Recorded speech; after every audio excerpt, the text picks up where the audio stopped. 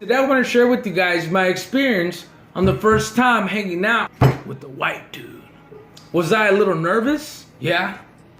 Was it a little bit awkward? A little bit.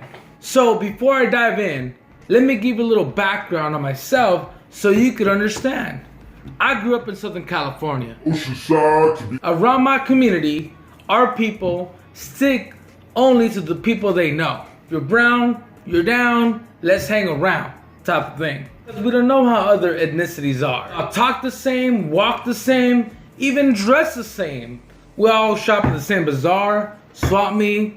Growing up, I just grew up with Mexicans. Yeah, there's black people in the mix. Yeah, there's a few white people around here, around these blocks. When I was about 20 years old, started going to a church. I'm just trying to get the word in. I'm just trying to seek God. Ya tú sabes. To my surprise, nothing but white folks up in the church. I was like, man, everyone's all different.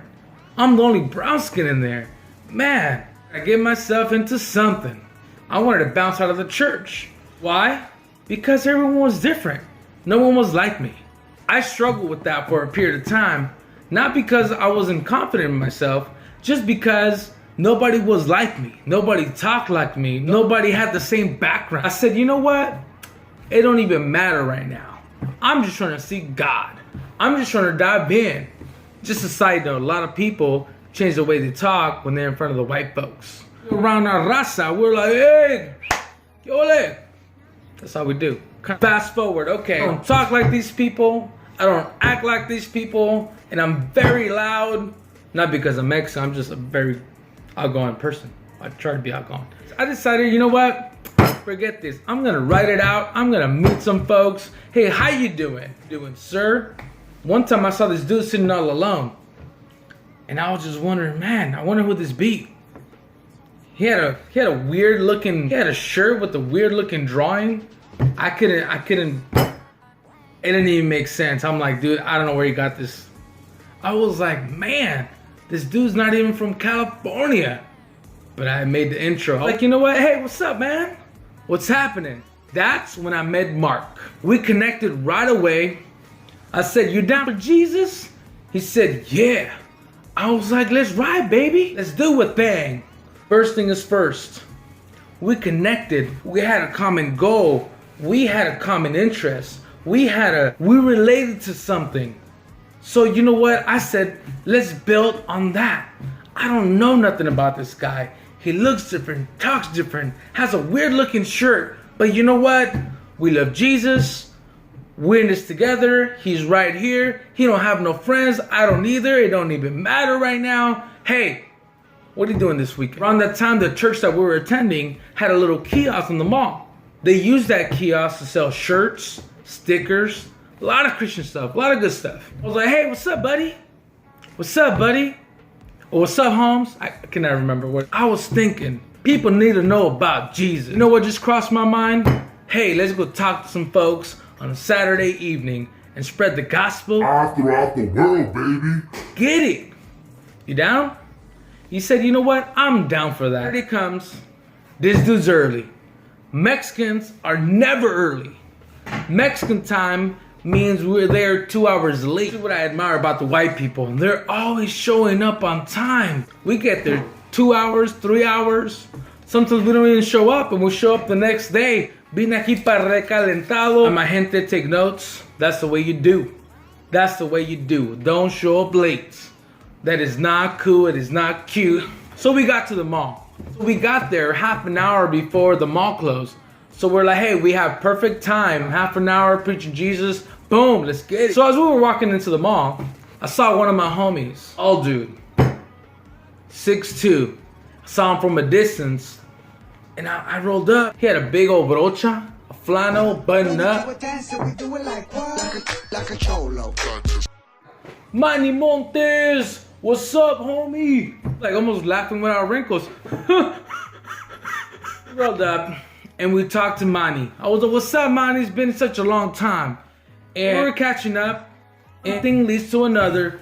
I'm here preaching Jesus. Mark, my buddy, took that opportunity to start talking to him about the gospel too. Homie, I don't know how he was receiving the information. Almost like squaring up. He thought we were gonna jump him or something. You know what was running through his mind, but I'll tell you what was running through Mark's mind while we were witnessing to your friend. I don't know if homeboy was gonna stab me or something. Yeah, he looks like a thug. Yeah, he's shaved head. Yeah, he's been out there doing hood rat stuff with his friends. Dude, I'm telling you, he has a loving heart. He has a respect for the gospel. Lesson numero dos. Don't judge a book by its cover.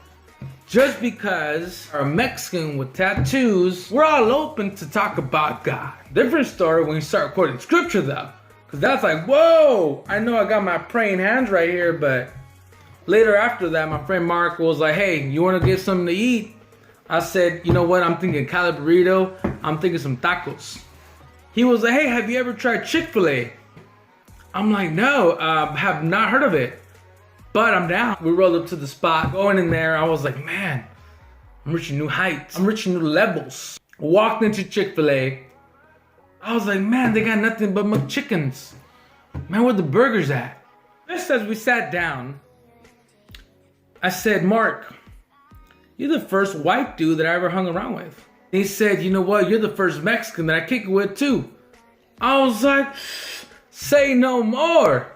Then we started talking about our experiences. Then we started talking about the same thing I talked to you guys about in the beginning of the video. I have different ways of doing things, different ways of talking, different humor, different likes, different dislikes. Hey, you're into off-roading, I'm into lowriders. Lesson number 3, and this is more for the church folks. Churches, they're comfortable with whoever they're comfortable with. Shapiro usually tries to connect on the middle ground, on the things that we both agree on. And I think that's very important. A lot of interesting conversations, but at the end of the day, we gotta do what's uncomfortable. Now, as you know, I have all kinds of friends, Chicanos, Puerto Ricans, blacks, white, Asians, everything. My encouragement to you guys, get out of your comfort zone. And even though people are different than you, you can find very strong connections if you put those aside and just focus in strong core values. Then the rest of it don't even matter. Enemy came here to kill, steal, and destroy. He's killing how we think about one another. He's destroying unity. He's stealing our identity so we can't unify.